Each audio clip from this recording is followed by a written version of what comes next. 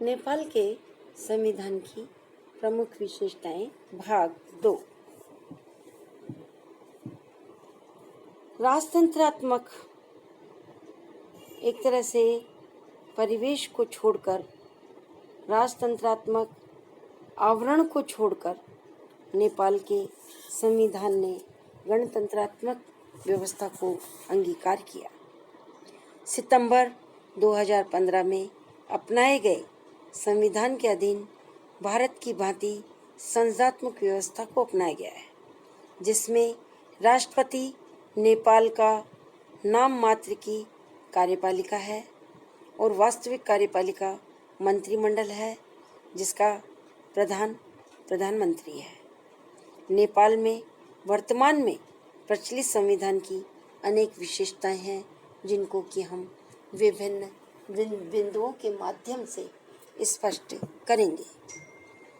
पहला है संविधान लिखित, निर्मित और कठोर। भारत और अमेरिका की भांति नेपाल का वर्तमान संविधान लिखित और निर्मित होने के साथ कठोर भी है। जैसा कि पहले बताया जा चुका है कि संविधान के निर्माण के उद्देश्य से सन 2008 में 601 सदस्यीय प्रथम संविधान सभा का निर्वाचन किया गया, जो निर्धारित अवधि में संविधान निर्माण नहीं कर सकी। इसकी अवधि 1 वर्ष के लिए बढ़ाई भी गई, लेकिन उसके पश्चात भी इस संविधान सभा ने संविधान का निर्माण नहीं किया। 2000 भंग में से भंग कर दिया गया 12 में। इसके स्थान पर फिर नई संविधान सभा का बनाया गया, जिसने लिखित संविधान के दस्तावेज के पक्ष में 106 सदस्यों में से 507 सदस्यों ने मत दिया। वर्तमान संविधान में कुल 308 अनुच्छेद एवं 34 अध्याय है।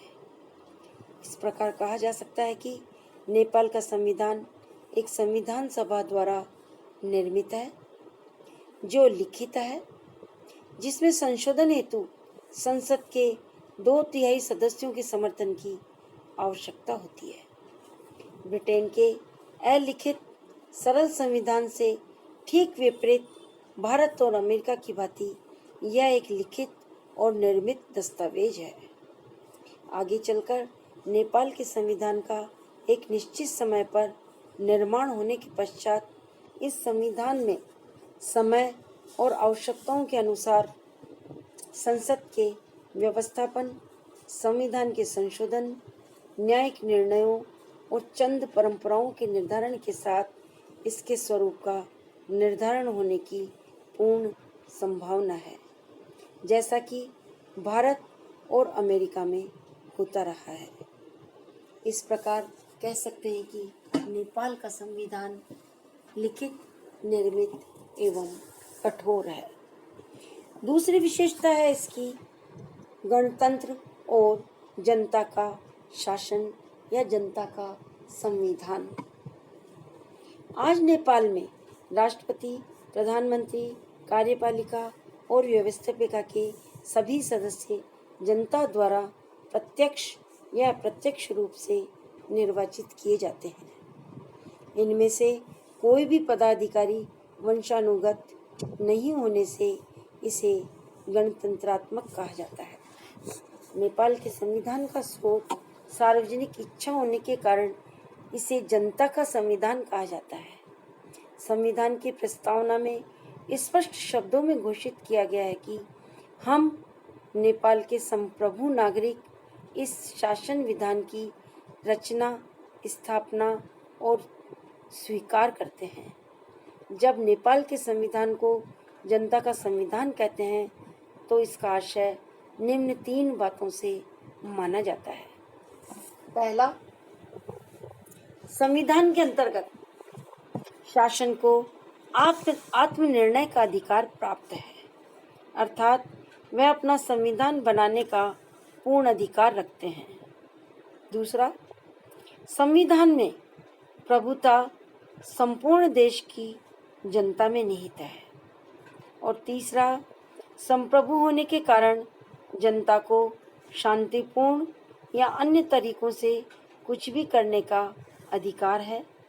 यदि कोई सरकार अधिनायक का आचरण करती है तथा संविधान का उल्लंघन करती है तो जनता को विद्रोह करने का अधिकार है।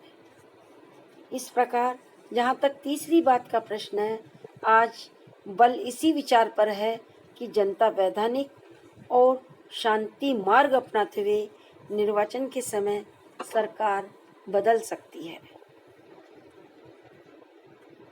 नेपाल के संविधान की तीसरी महत्वपूर्ण विशेषता संविधान की प्रस्तावना है। नेपाल के संविधान का प्रारंभ ही प्रस्तावना से होता है, जिसमें संविधान के स्वरूप का पूर्ण दर्शन प्राप्त हो जाता है। इसमें नेपाल की जनता की संप्रभुता को दर्शाया गया है। इसे संवैधानिक व्यवस्था का दर्पण भी कहा जाता है। समस्त प्रकार के भेदभाव, छुआछूत को त्यागते हुए अनेकता में एकता के सिद्धांत को अंगीकार किया गया है। देश की बहुभाषा, बहुधर्म, बहुसंस्कृति, क्षेत्रीय विविध प्रकृति का सम्मान और स्वीकार करते हैं। आर्थिक उन्नति, समानता का प्रयत्न होगा। जाति, धर्म, क्षेत्र, भाषा, लिंग के आधार पर कोई भेदभाव नहीं किया जाएगा। नागरिक स्वतंत्रता, मौलिक अधिकार, मानवाधिकार, वयस्क मताधिकार, सामूहिक निर्वाचन, प्रेस की पूर्ण स्वतंत्रता, योग्य और तटस्थ न्यायपालिका होगी। विधि का शासन होगा। एक समृद्ध राष्ट्र का निर्माण करेंगे। संघात्मक, प्रजातंत्रात्मक, गणतंत्रात्मक व्यवस्था को अंगीकार करने का उद्घोष किया गया है। इस प्रकार संविधान की प्रस्तावना में उन सब बातों को स्पष्ट रूप से उल्लेखित किया गया है जिन पर नेपाल की शासन और प्रशासनिक व्यवस्था की संरचना निर्भर करती है। चौथी विशेषता है संसदीय शासन व्यवस्था, अर्थात ब्रिटेन और भारत की भांति नेपाल में संसदीय शासन प्रणाली की स्थापना की गई है। संसदीय शासन के अनुरूप नेपाल में कार्यपालिका की द्वैधता विद्यमान है। नेपाल का राष्ट्रपति सिर्फ नाम मात्र का वैधानिक प्रधान है, जबकि कार्यपालिका की वास्तविक शक्तियां उन मंत्रियों के हाथों में है जो संसद के सदस्य होते हैं। उसके विश्वास पर्यंत ही अपने पद पर बने रहते हैं। संविधान में स्पष्ट शब्दों में लिखा गया है कि केंद्र और राज्य दोनों स्तरों पर संसदात्मक व्यवस्था अपनाई जाती है। नेपाल में केंद्रीय स्तर पर 2 और राज्य स्तर पर व्यवस्थापिका का केवल एक ही सदन है। वहाँ कार्यपालिका और व्यवस्थापिका में घनिष्ठ संबंध है। प्रधानमंत्री अन्य मंत्रियों की नियुक्ति संसद के बहुमत दल में से की जाती है। कार्यपालिका संसद के प्रति उत्तरदायी है। मंत्रीगण संसद सदस्य होने के नाते विधियों का निर्माण करते हैं और उन्हें व्यवस्थापिका में प्रस्तुत करके स्वीकृति पश्चात क्रियान्वित करते हैं। सभी मंत्री एक ओर तो कार्यपालिका प्रधान है तो दूसरी ओर वे संसद सदस्य हैं। इस नाते वे कार्यपालिका और व्यवस्थापिका में संतुलन स्थापित करते हैं। कार्यपालिका को नियंत्रित करने के लिए व्यवस्थापिका के पास अनेक तरीके उपलब्ध हैं, जैसे संसदीय प्रश्न, कटौती प्रस्ताव, अविश्वास प्रस्ताव इत्यादि। मंत्रिमंडल संसद के विश्वास पर्यंत पदासीन रहता है। संसद के विश्वास खो देने पर या तो विरोधी दल वैकल्पिक सरकार बनाता है या संसद के निम्न सदन को भंग कर नए निर्वाचन करवाए जाते हैं और फिर बहुमत दल द्वारा मंत्रिमंडल का निर्माण किया जाता है। इस प्रकार कार्यपालिका और व्यवस्थापिका में एकता के मूल तत्व सदा बने रहते हैं। कार्यपालिका के कार्यकाल की अनिश्चितता, व्यवस्थापिका में अनिश्चितता तथा संघीय शासन प्रणाली की तीसरी विशेषता है। यही विशेषता आज नेपाल, ब्रिटेन और भारत में विद्यमान है। कार्यकाल इस कारण से अनिश्चित है क्योंकि संसद का विश्वास खोने पर कार्यपालिका अपदस्थ हो जाती है। इसी के साथ नेपाल में शासन का संघीय स्वरूप अपनाया गया है, अर्थात बहुत ही लंबे काल तक नेपाल में एकात्मक शासन व्यवस्था रही, जिसे नवीन संविधान ने त्याग कर शासन के संघीय स्वरूप को अंगीकार कर लिया। संघीय व्यवस्था की समस्त विशेषताएं आज नेपाल में मौजूद है। वहाँ शासन का दोहरा स्तर पाया जाता है, जैसे एक संघीय स्तर और दूसरा राज्य स्तर। इस तरह से वहाँ दोहरी सरकार पाई जाती है। देश को 7 राज्यों में विभक्त किया गया है। राष्ट्रीय महत्व के विषय केंद्र या संघीय सरकार को सौंपे गए हैं और स्थानीय महत्व के विषय राज्यों को सौंपे गए हैं। संघीय व्यवस्था की एक प्रमुख विशेषता लिखित संविधान होती है। नेपाल में एक लिखित संविधान बनाया गया है ताकि केंद्र व राज्यों में कोई मतभेद नहीं हो और केंद्र और राज्य अपने अपने विषय में संप्रभु रहें। स्वतंत्र, तटस्थ, निष्पक्ष न्यायपालिका संघीय न्यायपालिका की प्रमुख विशेषता होती है।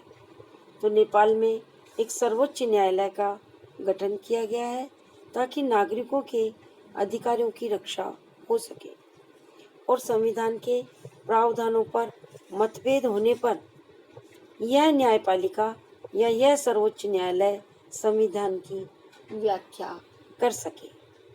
2 या 2 से अधिक राज्यों या केंद्र व राज्यों के मध्य मतभेद होने पर सर्वोच्च न्यायालय मध्यस्थता का कार्य करता है। केंद्रीय संसद में सभी राज्यों को, चाहे वह छोटा है या बड़ा, समान प्रतिनिधित्व प्रदान किया गया है। संविधान संशोधन में राज्यों को भूमिका प्रदान की गई है।